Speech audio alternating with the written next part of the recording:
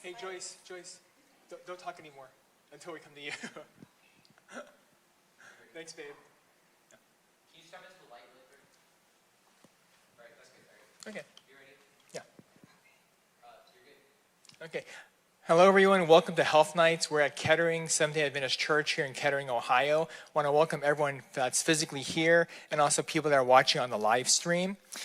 Just to let people know that on Wednesday nights, we do this the first Wednesday of every night, but first Wednesday of every month, but every Wednesday night there's a program for junior high kids and high school kids downstairs in the church with food. If you want to bring your child, drop them off or stay with them, it's a great experience for them as well. Tonight we're going to have, as typical, a cooking demo, a tasting, and then we're going to have a health talk from Dr. Beebe. But first, if you don't mind, just want to open with a little word of prayer. Dear Lord, thank you so much that we're at the end of today and we're on Hump Day Wednesday. Please be with everyone.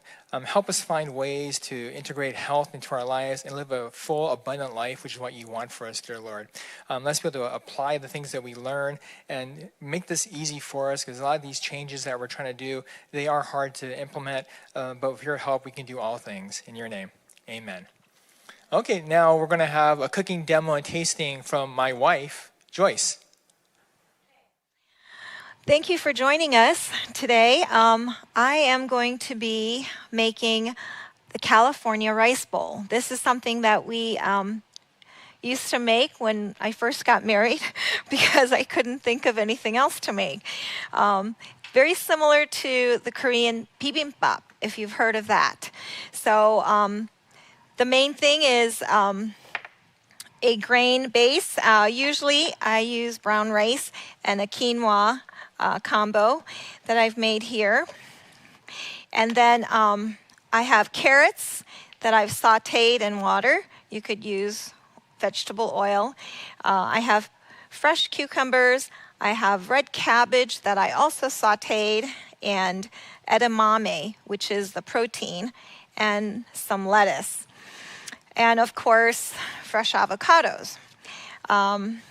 So after you put it together, the important thing is the sauce. Now, if we are making a traditional Korean bibimbap, it would be a spicy red pepper sauce.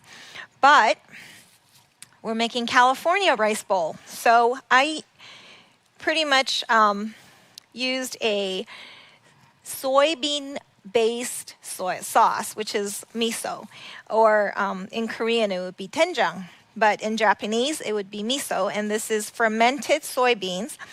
So it has probiotics.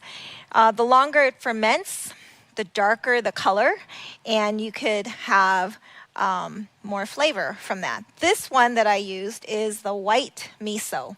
So I got this at Whole Foods, Health Food Unlimited, and you can get this at Whole Foods as well. But this is what I used. So I'm going to focus mainly on the sauce because you could use whatever vegetables you really want to. Here's a sample for someone to try. I just put this sauce on. Of course, if you want to kick it up and make it a little bit hotter, you can add the sriracha if you want. So for the sauce, I will start off with the miso. And I will add about 2 tablespoons of this. Okay, I'm sorry. Okay. And then I will add 2 tablespoons of this sesame oil. Now this is it was freshly made from, it was a gift to me from a family member, and they freshly squeezed the sesame oil. It's roasted, that's why it's darker in color. If you go to Whole Foods, you can see sesame oil that's very light and pale in color. That wasn't roasted. And the flavor isn't as rich. It's still yummy, but I think the roasted sesame seed oil is tastier. And we'll add about 2 tablespoons of that. And then I use this as my soy sauce, the aminos, and I'll just put a tablespoon of that. Okay. Now, I'm Korean, and I didn't realize that bibimbap was, I thought my mom just kind of put things together the way we just did this. And when we used to go to the restaurant and they actually had a bibimbap on the recipe, I didn't know where it originated. But later on, my mom told me it came from a town called Jeonju, which is in the southern part of South Korea. And that's where bibimbap originated. Now, I didn't know that until I was much older. So you should never stop learning because you find these things out. Now, the way they originally did this is very different from how we eat, which is mostly vegetarian. But they have like grilled meat and things like that they could add on to that. You could even add tofu if you want. And then to this sauce, I also add about a teaspoon of sugar and garlic. You could also add minced ginger to this if you like ginger. And that is this sauce. So you could have a try and see what you think. There's one. I'll make another. Okay. And that's pretty much it. The sauce is like the most important part. You could add whatever vegetables you want. What do you think?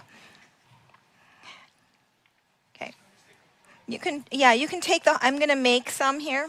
Take the whole bowl.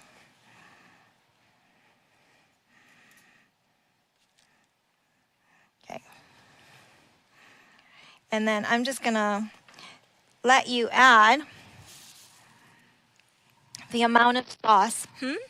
No, it doesn't. If you want a kick, this is what you add. But you can add that. The rice is on the bottom. Okay. Any questions? Is this for that? Yes. You like it? Great. So the cucumbers are fresh. So essentially, the reason why this is called a California bowl, it's a deconstructed California roll. So if you go to a Japanese restaurant, you're going to get the miso soup, right? So instead of a miso soup, we made this miso sauce. And then we have, the carrots, the cucumber. Sometimes they put cabbage in there. We have our sprouts or lettuce. And then the edamame is what you would get that's in the pod still, right? As an appetizer maybe. But instead, we've shelled it, and then we're using that as our protein. So that's why it's called a California bowl. And we used to do this when we were newlyweds and we were residents, and it was really quick to, and of course avocado. And it was easy to just kind of throw together.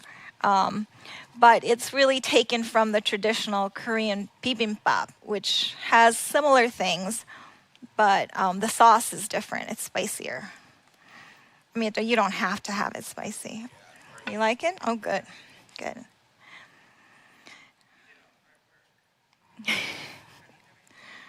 Yeah, it's not that hard to cut the veggies. So, if you like cutting.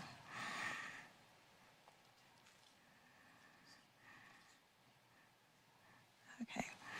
And there's another one, and come on up. Yes. Any questions? And if enjoy it.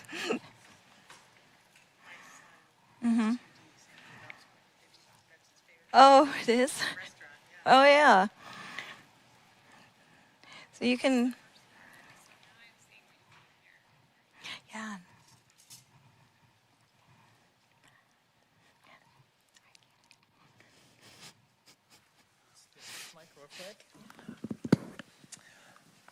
Okay, it's my pleasure to introduce actually my personal friends, Nathan Beebe, Dr. Nathan Beebe, and Michelle Beebe. I trust these two for multiple different reasons, but one big thing I can tell you is that Nathan takes care of myself and my two boys as our personal doctor. So I don't know how much more level of trust I can have. So they're actually going to have a kind of a question and answer talk about really what's a real big problem here. There's so much misinformation, bad information. How do you kind of sort through this? How do you look at Google search? How do you try to get real medical advice? So I'm going to turn it over to the Beebes. Good evening. I'm Michelle Beebe, and I am the lesser half on this talk. So I want to introduce you to the guy I fell in love with over 30 years ago. So what's up on the slide? Who are you? I'm Dr. Nathan Beebe. Graduated from Loma Linda University in 1993. I went to Hinsdale, did a family medicine residency at Hinsdale Whoops. in Chicago. You did Am I off a year? You did an internship at Loma Oh, Linda I did an intern first. year. Yeah, I did an and intern then year you at went to Loma Linda, and Hinsdale. then I went to Hinsdale. So forgot about a year of surgery, so I did that as well. Yeah. He's also, if the picture's showing up on the screen, he's also a dad, a dog dad and a human dad. He likes hiking. What else do you like to do for fun? Other than track myths. We've been hiking around Ohio looking at the old canals, much to my family's consternation. So our COVID addiction was, Nathan decided that we needed to explore Ohio's canals. So we have been learning all about the greater Miami and the Erie Canal. So Nathan, in this Google experience, I'm going to say about 10 years ago, you started tracking health myths online. And in 2015, on an airplane, you struck gold. Tell me about the health myth, dark chocolate is healthy, and what you decided on that airplane ride and the Google searches that ensued after that. Well, I came across an article. The article was referencing a study by a number of people. The two main authors were Peter O'Kennon and John Bohannon. And they were making a documentary in Germany on junk science in the dietetics and health industry. And as part of their documentary, part of their movie they were making, they wanted to get a study, they wanted to do a study and get it published and see if they could actually get the media to pick up on it. So what? Just a second, a junk study? a fake study, Thank you. a false study. And so what they did was they actually did a study. They took all of 15 people, hence the main problem with the study, and they split them into 3 different groups. One of the groups got 1.5 ounces of dark chocolate, and they tested all sorts of things. Then they crunched the numbers and picked and chose what they liked and what they didn't like. They claimed that they were from a health science institute, which was nothing more than a website. And they played with the numbers and cheated with the numbers, frankly, and claimed that dark chocolate caused weight loss, which it technically did, but it's less than the average person fluctuates in weight in a month. They only followed these people for 3 months. Or for 1 month, not for 3 months. They followed them for 1 month. They then put together a packet for the news media and let it go. And everybody liked the idea of eating chocolate for losing weight. This was picked up by Shape magazine, by Health magazine. It was all over the world. Australia, the Russian news media went with it. But the big problem I have with this is all of these magazines and all of these health institutes, none of the editors of these magazines bothered to read the study because it was obviously poor science. And but it got splashed all over headlines all over the country, all over the world. So it was just clickbait. It was just clickbait, nothing more, nothing less. You really ruined my life that day when you told me chocolate wasn't a food group. Really? I mean, Come It on, I doesn't- love it you, you're my doesn't- husband, but I require chocolate daily. It And I won't- had science to prove it. It won't help you lose weight. It won't help you sleep better. And it might make you happier because it tastes good, but aside from that, it really doesn't do anything. Okay, so next myth. Next thing. I mean, this guy, I married him, I love him, and he is not going with me. So detox diets and supplements aren't necessary. So, okay, full disclosure, I'm a woman, I like detox diets. I come home and I say, honey, I tried this detox diet. Okay, Dr. Beebe, tell me why my detox diet, my supplements. They don't do much. Really? My big problem with detox diets is anything you do temporary for 2 days, a week, a month, isn't going to make that big a difference in your overall health. If you're going to go on any kind of a diet, you need to make it permanent, and it needs to be a healthy long-term diet that you can actually live with day to day. Going on a super restrictive diet for a couple of weeks, sure, you'll lose weight, but you'll go off of it and you won't be able to stay on it. The other thing is a lot of the detox diets have laxatives in them basically, and these have a lot of problems as well. So bottom line, the detox diet just makes me go to the bathroom. It isn't making me lose weight necessarily other than just go to the bathroom. Usually that's the case. Okay, next myth. Diet soda is healthy. I'm sure you hear this every day. You want to talk about it? Diet soda, it doesn't have any sugar in it, so in theory it should help people lose weight. So diabetics, it's good for a diabetic? It is a better option than plain soda for a diabetic. But it really, in most of the studies, it doesn't help people lose weight. And the studies that show that it does help people to lose a little bit of weight were paid for by Coke and Pepsi. So they're a little bit on the suspicious side. There's a lot of theories on why diet soda doesn't help people to lose weight that much. One theory is the carbonation stretches out the stomach a little bit and actually makes you hungrier. Another theory is the sugar substitutes stimulate the brain to make you eat a little bit more. My thinking on this is I'm a little bit of a skeptic. I think that when you go to lunch and you think, well, I have a diet, I'm having a diet pop, I can have a piece of apple pie because I'm having a diet pop. But it may be any of these things. But the bottom line is that water is going to be better for you than diet pop. Water. Water. Okay, so we go to the grocery store. We stop at a convenience store, we get gas. There's water, there's smart water, and then there's this thing out there called alkaline water. So what do you have to say about alkaline water? I don't know if any of you have noticed this, but at some of the health food stores, they have alkaline water. When we talk about liquid substances in chemistry, we talk about pH, acidic, alkaline, and the theory is that alkaline water is better for you. A lot of the foods we eat are acidic, and so you need to drink alkaline water to balance this acidity out. The first comment is water in the tap is alkaline. Here in Dayton, if the What's an alkaline pH for people that don't know? the middle is 7. 7 is neutral. Anything above 7 is alkaline. Anything below 7 is acidic. And Dayton water has got an alkaline. It's at 8.2. It's got a range, but it's got a range, but it's well into the alkaline level. If it becomes acidic, they actually issue boil advisories. So the stuff you get out of the tap is plenty alkaline. Number one. So they're just getting our money for nothing? Pretty much. The good Lord made our kidneys, and they do a very good job, unless you're in renal failure, at making sure your body pH is appropriate. Have you tried it?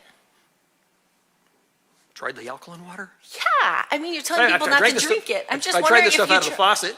Oh, okay. But you haven't bought it from the store. I'm just wondering if you gave into the No, gimmick. I haven't. There okay. was one company that was making alkaline water that they are no longer making it because they had several cases, like 6 of non-viral hepatitis and 1 actual death tied to it.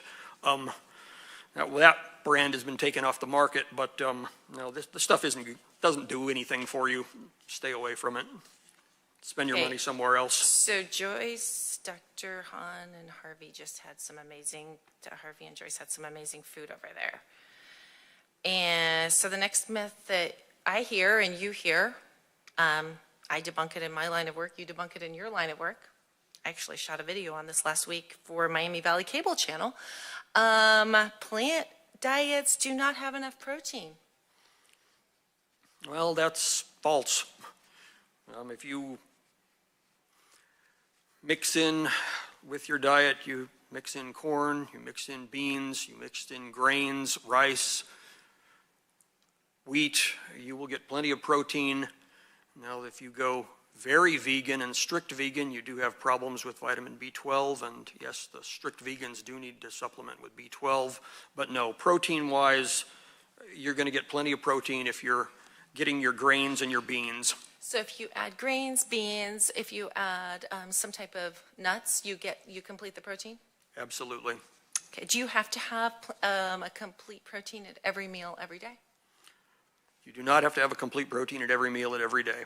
That's a good idea to try, but absolutely you don't need to do that every day, every meal of every day. And what of those of us that hate breakfast? Well, there's conflicting evidence on that. We used to say that breakfast was the most important meal of the day. There is a little bit of evidence that says maybe that's not so true. But no, you don't need the complete protein with every meal, but you should try. Okay. So the next one, disclaimer, celiacs aside, does going gluten-free help me lose weight? Well, that's an interesting discussion because there's a lot of people that are talking about this today. Now, if you have celiac disease, you absolutely need to cut the gluten out of your life. And most of the carbohydrates that we eat do contain gluten, so going gluten-free will cut out the carbohydrates and subsequently the calories. But gluten-free is a hard diet. And once again, if you're going on a diet, it's best to get a diet that you can stick with long term. The short-term crash diets, and I have done the gluten-free for several months on several occasions, and it's hard to do.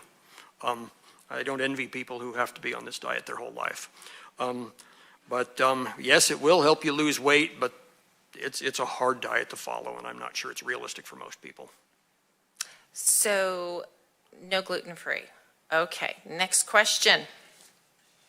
I cannot lose weight because I cannot exercise. This is a problem. The weight works pretty much like your bank account does. If you want a very big bank account, put lots of money in and don't spend any. If you want a very big waist, put lots of calories in and don't exercise. Likewise, if you want a skinny waist, don't put many calories in and exercise a lot. But if you have knee problems, if you have hip problems, if you have back problems, it is hard to lose weight. There's no question about it.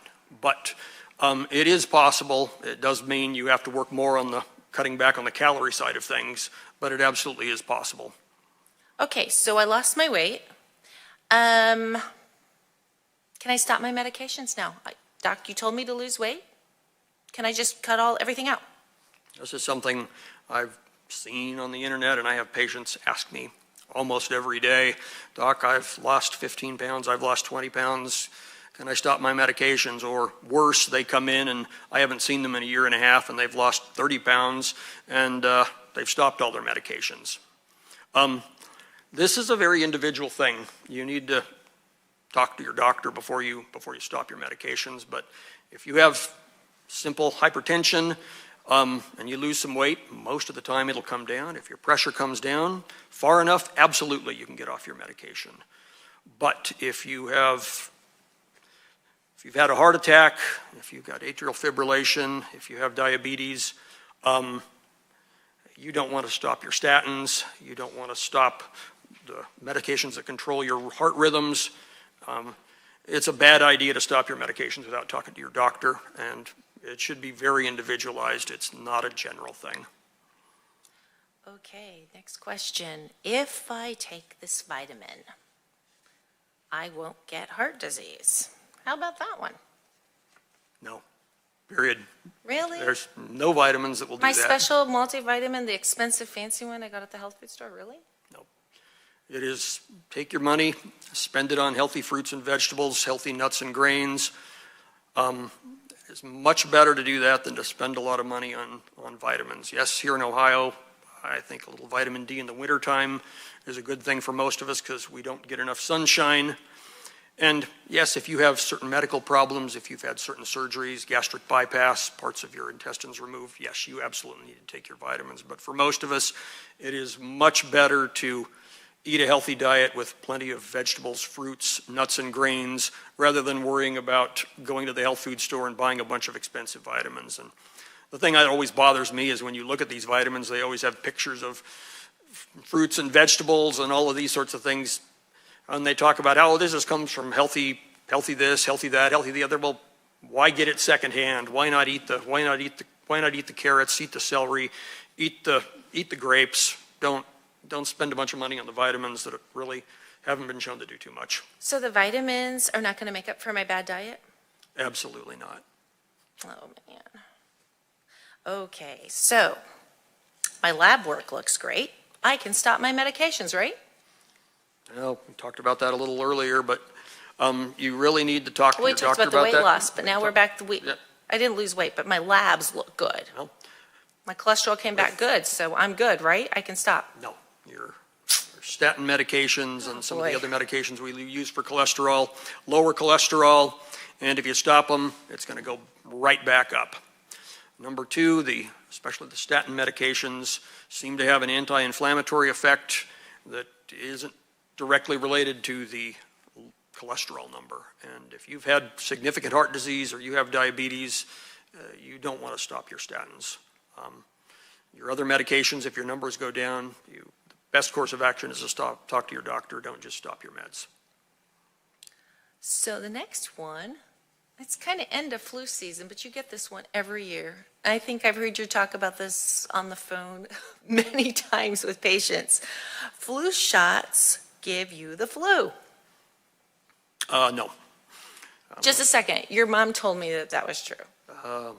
No, it does not give you the flu. He said his mom was wrong. Yeah, on camera. Yeah, that'll get me in trouble.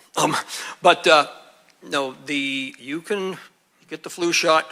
There are occasions where people will feel bad, get a little bit of a body ache. Sometimes you'll even get a fever.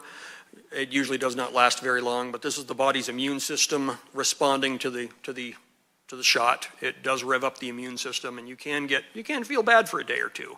But it's not an infection from the vaccine. You did not get influenza.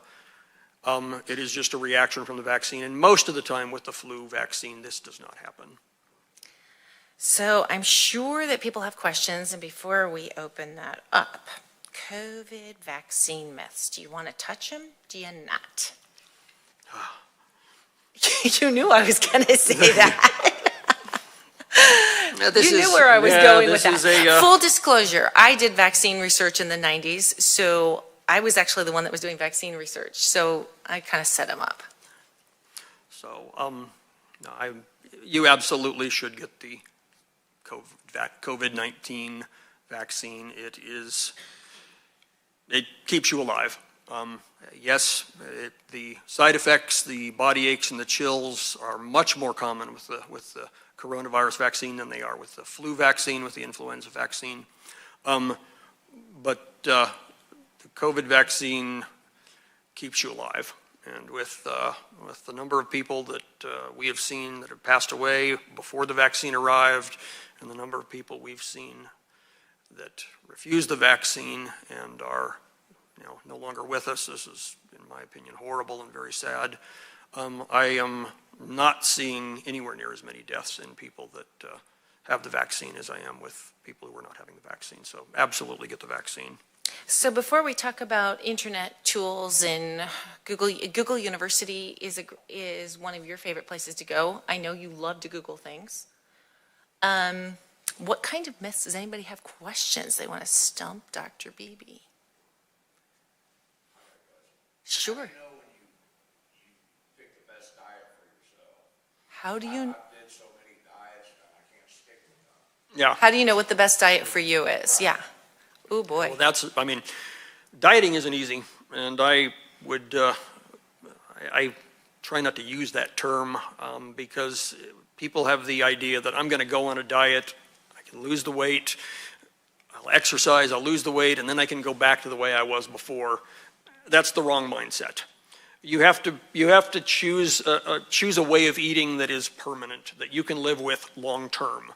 I mean, my soda pop, Coke, Pepsi, Mountain Dew, this stuff's poison. You cannot drink that stuff regularly long term. You've got to that's the first thing to cut out.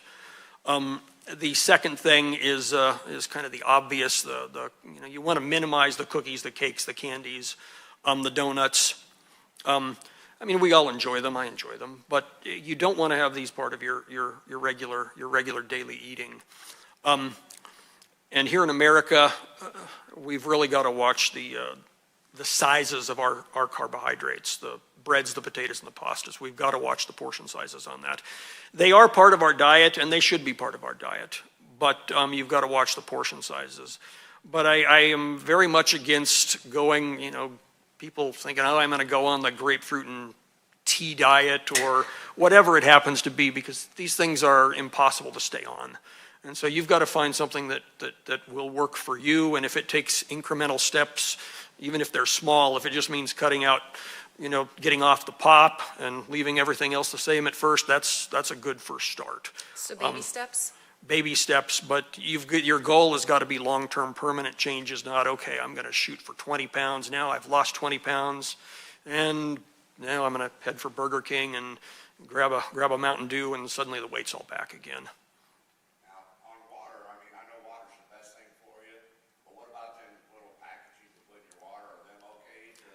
You've got to look at what's in them.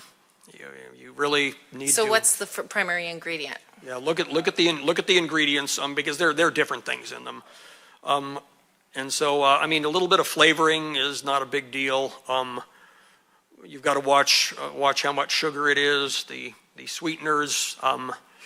There's people say, and I've read things on both sides of the coin on the sweeteners. They may stimulate your appetite a little bit more. That isn't set in stone, but it's a possibility.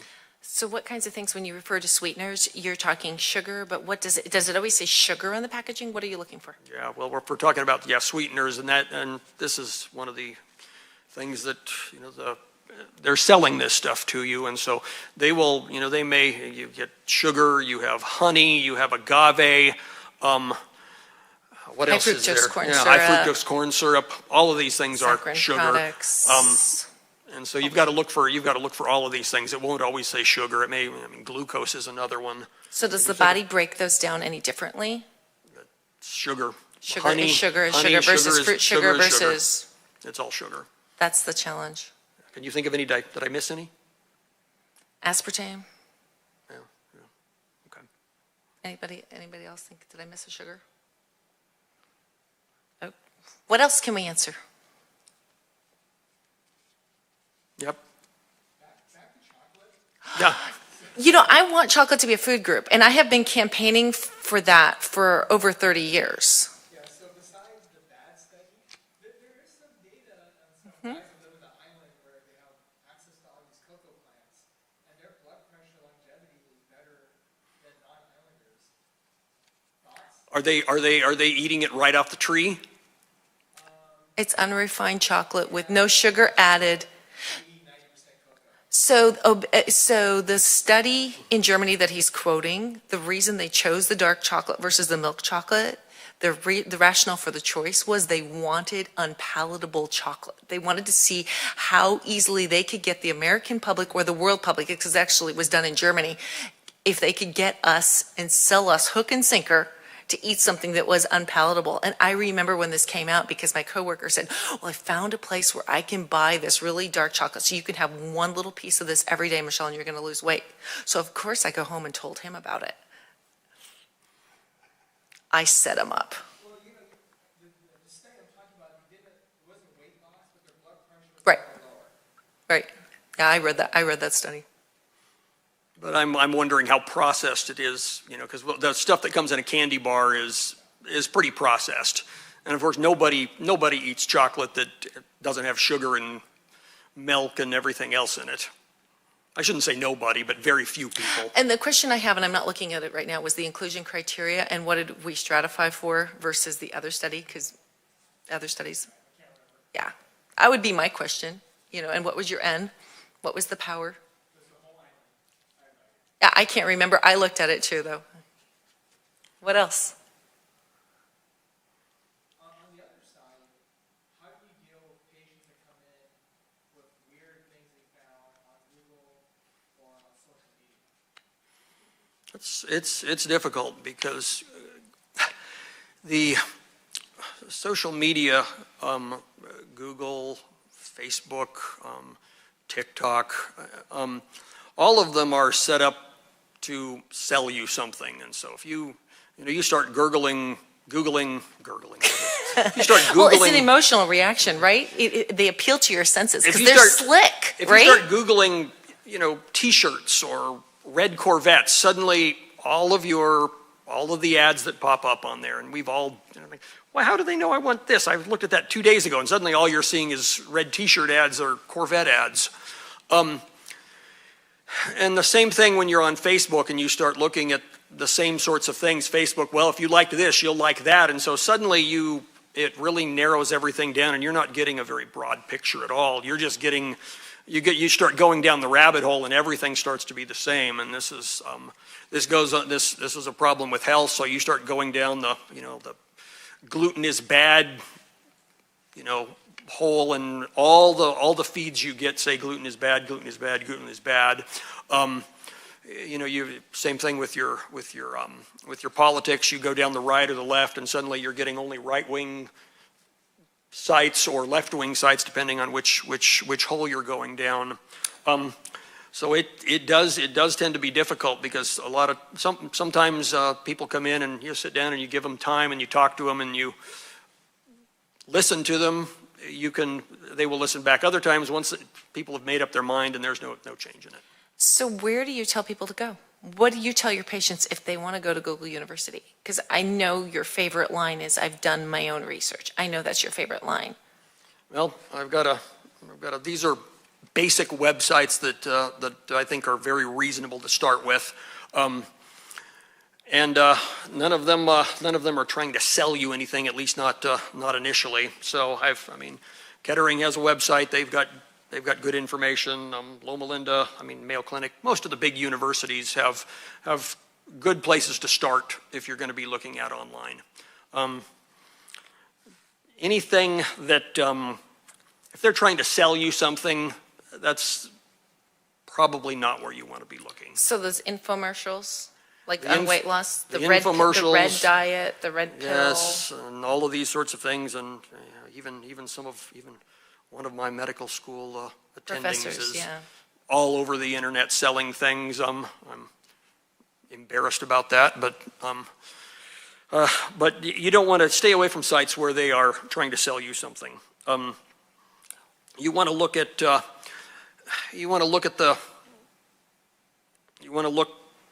you read an article, you look at the article, and you check other articles and see if there are other articles that are saying the same thing. If that's the only article you find that says this, there may be something a little fishy on that. The other thing is if you're reading an article or you're reading a story and it's an anecdote, it's just a story about one person. It's interesting, but you don't want to make your health decisions and life decisions based on one person's story. Or diet decisions? Or your diet decisions. If this worked for one person, that doesn't mean too much. You should have multiple people in the study. One person doesn't mean a lot. So I have these symptoms, Dr. Beebe, and so I go down a symptom tree. Does that substitute, can I diagnose myself, like just going down the symptom tree? I've got this problem, this problem, this problem, so now I have this disease. Does that work? No, it does not always work. But I have all those symptoms. You've got to be careful with that. You've got to be really careful with that. I will say that with my patients, when they come in and they say, Doc, I've looked at this, I'm going to say more often than not, they're right. But unfortunately, sometimes you can head down the wrong path, and I have had people be extremely wrong. And it is hard to sometimes convince them that the reason they're sitting there drinking a Pepsi and they keep running to the bathroom and they keep telling me that they have prostatic hypertrophy, and I keep saying, no, you're 36, you don't have prostatic hypertrophy. And then we check their sugar and it's 400. You got to be careful with that. What about, are there some jokes and hoaxes out there? Absolutely. Have you succumbed to them? They're out there. I mean, our little thing here. The jokes and is it a joke over there? There's a couple of websites that commonly pop up. I'm sure most of you have heard of The Onion. The other one that I sometimes am a little suspicious about. It's definitely a hoax World newspaper. Weekly News. Well, that one. But I was going with Babylon Bee.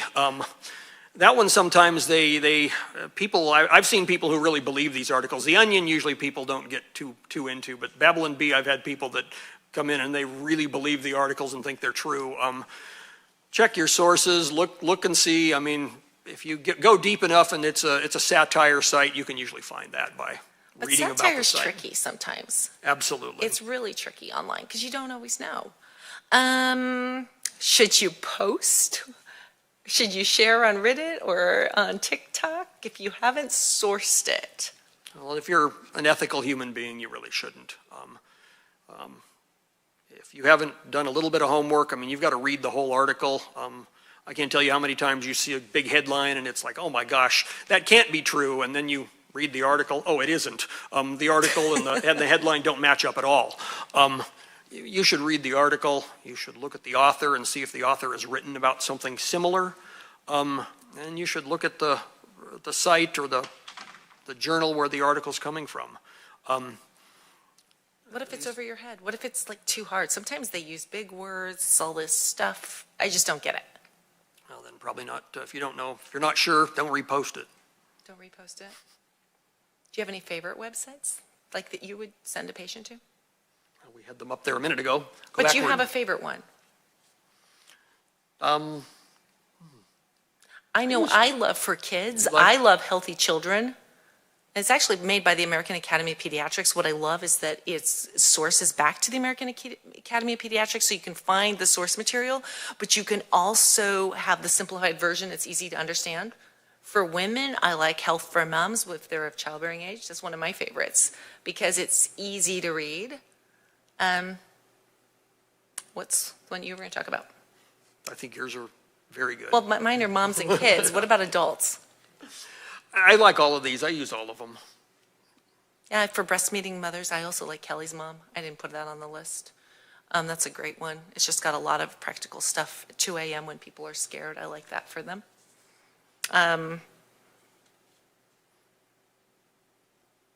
Any other favorite myths? Candle in the Air. I didn't put that one up there. I had to go there. I'm not sure that one I'm trying to works. make him laugh. I'm not sure that one works. You don't think so? It's on the internet. I don't think it works. Don't believe everything on the internet? Don't believe everything on the internet. I tried. I really tried. I'm trying to get him to believe stuff. What other questions?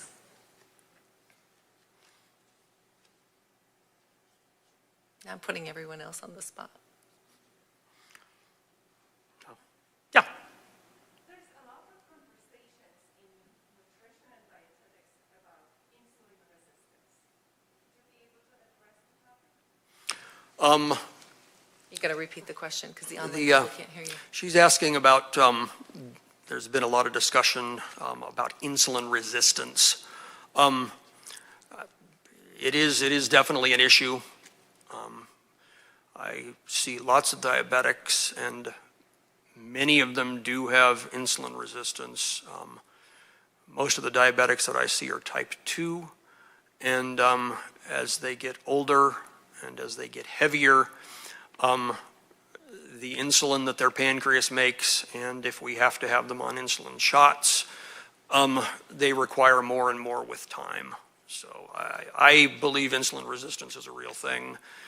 It is almost always related to weight and body mass index.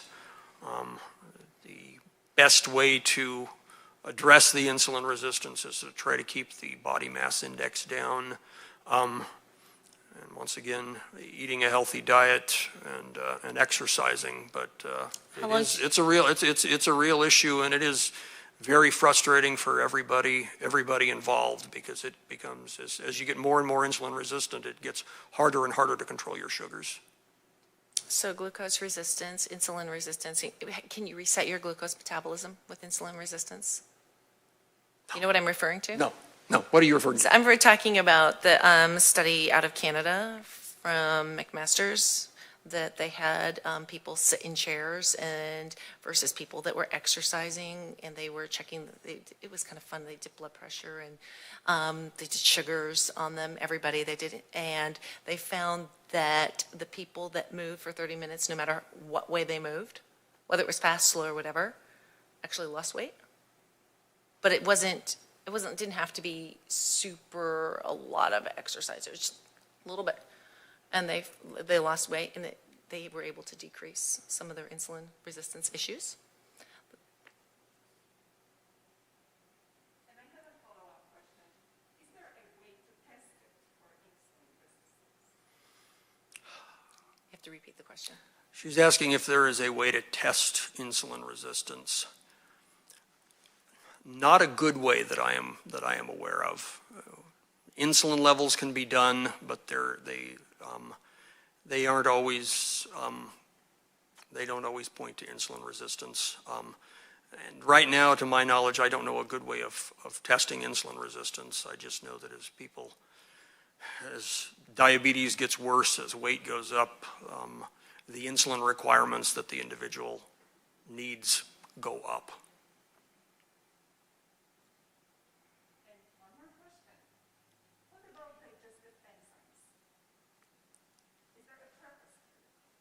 Digestive enzymes. Which ones, are you referring to any specific ones?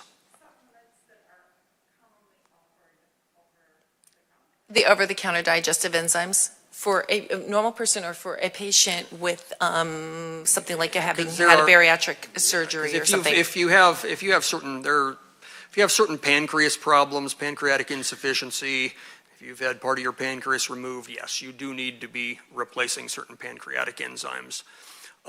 If you are talking about the probiotics, as my gastroenterologist put it, the probiotic situation is the Wild West right now. We haven't even figured out what bacteria live normally in the gut. There are hundreds and hundreds of different bacteria that live in the gut. We don't even know what normal is. So when you see the advertisements for probiotics that say, oh, this will help promote normal gut health, we don't even know what normal is. So for them to claim that they can promote normal growth health is kind of way off. The other thing is nobody checks to double check that what the company claims is in it is actually in it. So there's no FDA regulation. So there's no FDA regulation. And so in theory, it sounds very good with at least the probiotics, but in practice, we're just not there yet. Now, I will say that I do think there is definitely going at some time to be something to this, because the gut biome I find fascinating, and it is interesting that but we just aren't to the point where we can say, hey, this probiotic works and this one doesn't. So that's.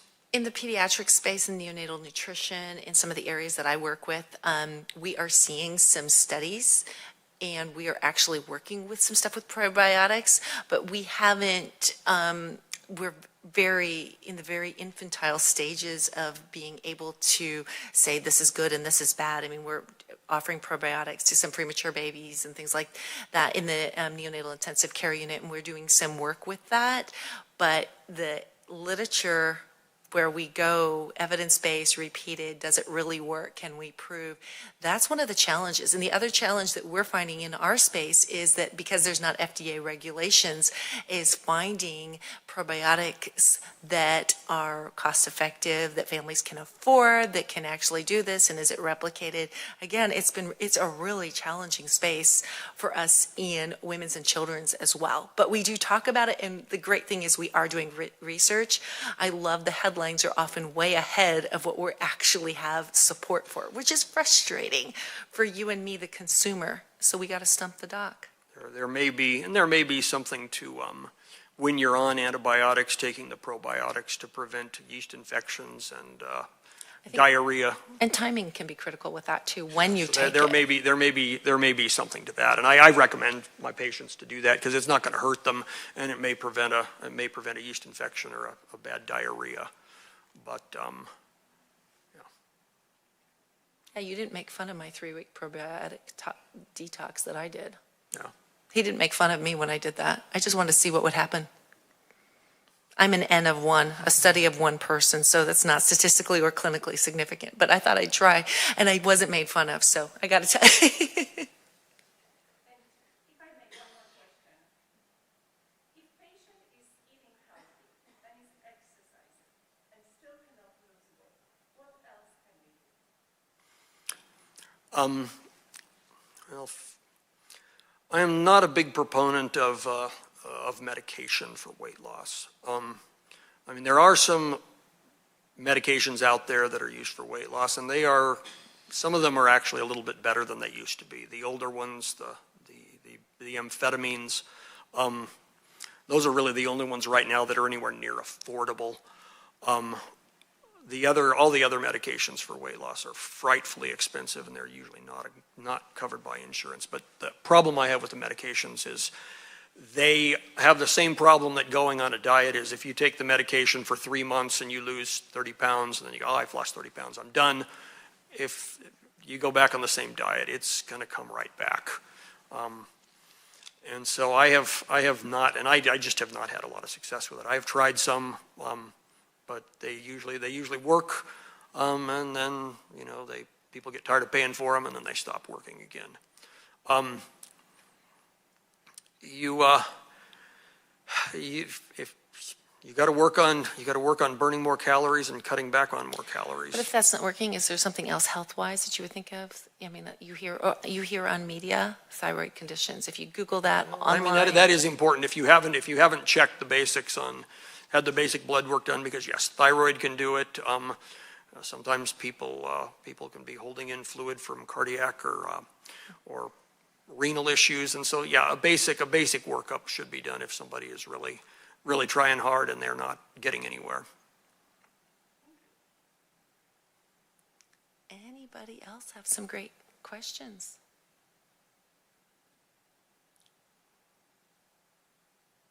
All right then. Thank you all for coming. Thank you all for watching on the internet. Everybody, please have a good evening. Anything else to say, Harvey? No. Thank you. All right.